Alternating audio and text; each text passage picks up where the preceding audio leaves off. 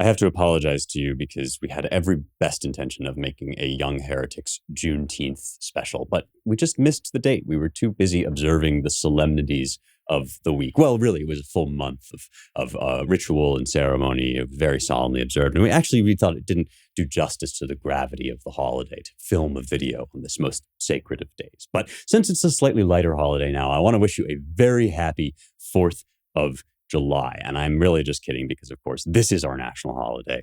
Every American should and can celebrate it. I hope that you're out there having a barbecue. I hope you're watching the fireworks. And I hope that you are not too despondent. I hope that you're not feeling despair on this 4th of July about the state of our nation. And that's not just because despair is a sin. It's not just because you can't fix anything by despairing, but fundamentally, I think we need to reckon with, of course, there's lots of bad stuff going on. I don't approve of the way the country's being run.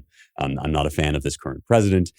He's not the guy that I would want in office. I'm not happy about what the Democrats are doing in Congress. I feel deeply sorrowful about the state of our economy and the deeply unserious distractions that our leadership is forcing in front of our faces all the time, rather than actually turning to the question of, how are we going to keep food on Americans' plates? All of this, I grant you, all of this prompts a certain amount of dismay. But I think that we need, when we pull back the camera, we study the history of the West, which is really what I'm here to do with you, to think about the fact that we've been over some of these questions before. And this is not the first time that we've felt regime crises. And it's not we're not without resources. We're not alone. We have the whole history of republics, ancient and modern, to guide us. And so every year on 4th of July, I like to think about a little story. And that is, the story of the Roman Republic, which was the great republic in antiquity. There were others. The Spartans had a sort of tripartite regime, and it wasn't the first time that the republic was invented, but the Romans were the proof of concept. They were the ones that really showed that it could be great. And sometimes these things fall out of sight because we do all this fighting about, our democracy. We never really ask, well, what is our system, right? Our system is one of the greatest innovations in the history of political philosophy. The ancient political philosophers identified 3 basic forms of regime. You could have a monarchy, you could have an aristocracy, and you could have a democracy, right? In a monarchy, one guy rules. In an aristocracy, a few of the best guys rule. And in a democracy, the people rule, right? Now, each one of these has good and bad versions. You can have a just king, but a just king can very easily give birth to or be succeeded by a true tyrant. And the tyrant is he who rules for his own individual pleasures and desires and for those of his friends, rather than for the good of those whom he rules. And so, as a monarchy decays into a tyranny, the ancients said it's likely that you'll have a rebellion of the nobles, right? And that a tyranny will be replaced by an oligarchy, or rather an aristocracy, which then decays into an oligarchy because power corrupts, right? And those few people that are leading among their friends suddenly, start engaging in cronyism, and they start taking bribes. And so what happens next? Well, the people rise up, said the ancients, right? And this is called the cycle of regimes, because once the people rise up, well, they very easily decay into mob rule, right? And once you have mob rule, you have chaos. Perfect time for a strong man to stride right on through, take control, and then you've got your monarchy back, and the whole cycle begins again. It's called anacyclosis, right? So this whole idea of the cycle of regimes is very vexing to people because we live in this fallen world. We want stability, we want peace, and we want to live well together, but it seems as if everything keeps falling apart. And so the Republic takes each of these 3 kinds of government and blends them together into a perpetual motion machine. The idea is that the flaws and the excesses and the difficulties of each different kind of government will work against one another. In America, this is called checks and balances, right? The idea that you have a president who serves the role of the executive, something like the king, although of course not a king, right?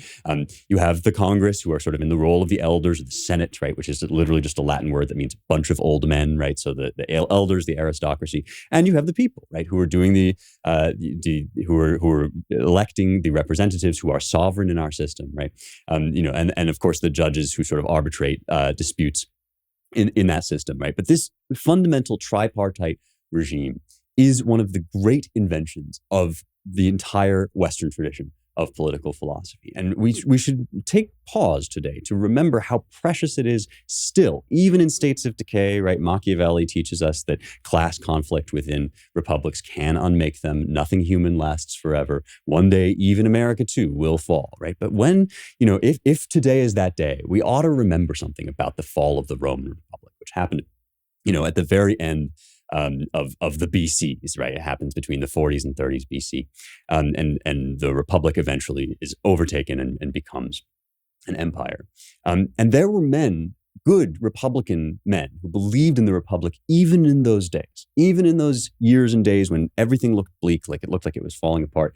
And they failed. They didn't, in the immediate term, they didn't get what they wanted, which was to preserve this beautiful system for their children, for posterity.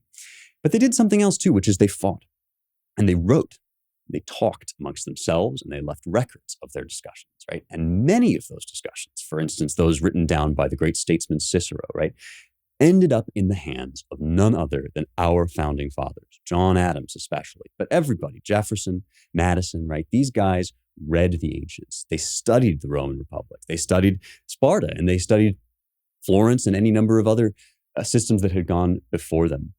And so you and I, this day, on this 4th of July, are standing in the legacy of the Roman Republic, among other things, plenty of other influence. But we should not take lightly the fact that this project we're engaged in, this fragile, beautiful adventure of governing ourselves, right, which has existed in very perilously few places in the world, this is not something in which we are alone. We stand surrounded by a great cloud of witnesses, men who bled and died in modernity and antiquity to keep the flame of liberty and the idea of the Republic alive. We are not the first people to see hard times, my friends, and we will not be the last. Our job is not to despair. Our job is to ask one question. Are you going to wake up tomorrow, and are you going to keep that tradition going? I know my answer. I hope you'll join me. Happy 4th of July. God bless America. I've been delivering this message every year on the 4th. It's become kind of a tradition over at my podcast, which is called Young Heretics. You can find it wherever you get podcasts or at youngheretics.com. And if you want to hear more of the story of the Republic, check out some of our earlier episodes, America's Eternal Truths, featuring Senator Ted Cruz.